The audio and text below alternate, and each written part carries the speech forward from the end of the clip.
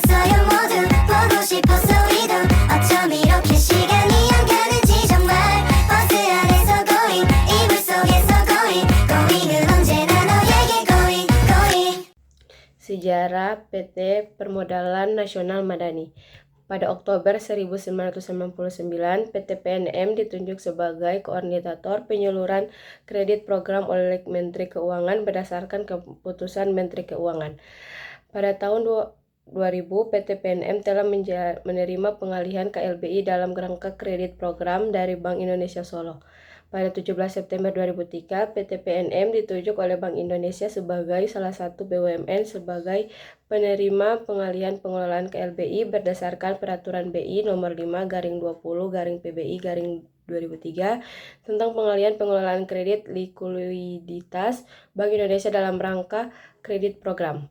Selanjutnya, pada tahun 2008, PT PNM melakukan transformasi bisnis dengan membuka 4 unit layanan modal mikro, yaitu unit Guntur di Garut, unit Cicalengka di Bandung, unit Cihedeung di Tasikmalaya, dan unit Mayor Oking di Bogor, yaitu unit usaha melaksanakan pembiayaan langsung kepada usaha mikro kecil UMK yang didukung oleh program pengembangan kapasitas usaha PKU.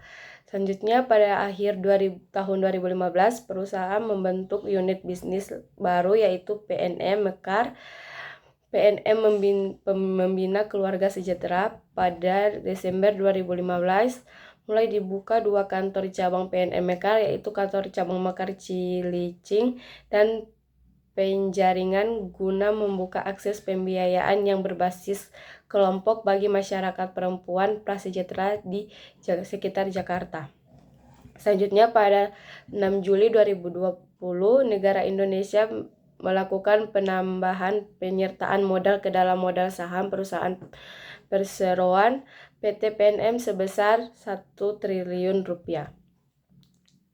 Dan pada Oktober 2021, PT PNM berdasarkan Akta Notaris Hadijah SH nomor 59/2021 berubah menjadi PT Permodalan Nasional Madani dengan perubahan komposisi kepemilikan saham. Pendiri PT Permodalan Nasional Madani atau disingkat PNM adalah badan usaha milik negara yang bergerak di bidang jasa keuangan yang beralamatkan di Kuningan Center, Jalan Kuningan, Mulia Karet, Jakarta, Indonesia. Kantor cabang Manado di Jalan Ora, Labora nomor 53, Winangun 1, Kecamatan Manalayang, Kota Manado, Sulawesi Utara.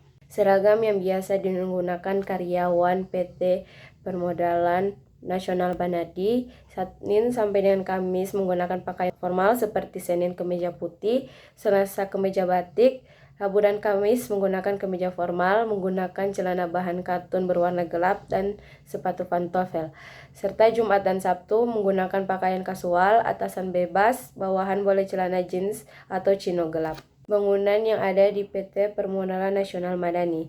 1. Area pelayanan nasabah. Biasanya di area khusus untuk melayani nasabah seperti meja pelayanan, tempat duduk yang nyaman, dan informasi produk dan pelayanan yang tersedia. Yang kedua, ada ruang kerja karyawan. Ruang kerja karyawan dirancang untuk memfasilitasi kerjasama tim dan komunikasi yang baik. Ini bisa termasuk meja kerja, ruang rapat, dan area istirahat. Yang ketiga, teknologi dan fasilitas. Ruang kerja dilengkapi dengan teknologi yang diperlukan seperti komputer, printer, dan akses internet untuk mendukung kerja karyawan. Yang keempat, ruang pelatihan. Sebagai lembaga yang fokus pada pemberdayaan, PNM mungkin memiliki ruang pelatihan yang mengedukasi nasabah atau karyawan. Yang kelima, ada area resepsionis. Area ini memberikan kesan pertama kepada pengunjung dan nasabah. Biasanya dilengkapi dengan petugas yang ramah dan siap membantu. Yang keenam, ada desain ramah lingkungan. PNM mungkin mengadopsi desain yang ramah lingkungan seperti penggunaan material daur ulang, pencahayaan alami, atau sistem dinding udara yang efisien. Nilai-nilai yang ada di PT Permodalan Nasional Madani. 1. Kepedulian sosial. PT PNM memiliki visi untuk memberdayakan ekonomi masyarakat kecil dan menengah. Oleh karena itu, budaya kerja di perusahaan ini mungkin didasarkan pada prinsip-prinsip kepedulian terhadap nasib pelaku usaha kecil dan menengah. Yang kedua, profesionalisme sebagai lembaga keuangan. PT PNM kemungkinan memiliki budaya kerja yang menjunjung tinggi profesionalisme, baik dalam layanan nasabah maupun dalam pengelolaan keuangan. Yang ketiga, inovasi. Untuk mendukung pertumbuhan usaha nasabah, PT PNM mungkin mendorong inovasi dalam produk dan layanan yang ditawarkan, termasuk dalam cara-cara memberikan akses pembiayaan kepada pelaku usaha. 4.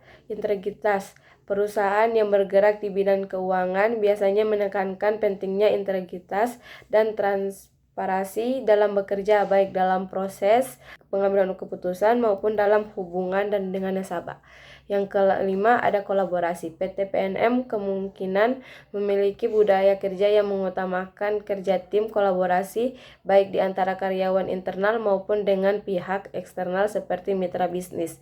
Dan yang terakhir, pelayanan terbaik. Dalam memberikan pelayanan kepada nasabah, PT PNM mungkin fokus pada memberikan layanan terbaik dan berorientasi pada kebutuhan pelanggan. Kebiasaan yang dilakukan karyawan PT Permodalan Nasional Madani, yaitu Senin sampai Jumat masuk pada jam 8 sampai dengan jam 2:15, hari Sabtu masuk pada jam 8 sampai dengan jam 2 siang. Selain itu ada kerja tim. Kerjasama dengan rekan kerja adalah hal penting untuk mencapai suatu tujuan bersama. Karyawan PT PNM harus mampu bekerja sama dalam tim dan mendukung satu sama lain. Selain itu, kepedulian terhadap nasabah. Karyawan PT PNM perlu menunjukkan perhatian yang tinggi terhadap kebutuhan dan kesejahteraan nasabah, membantu mereka mengakses layanan keuangan, dan memberikan bimbingan yang diperlukan. Norma-norma yang ada di PT Permodalan Nasional Madani.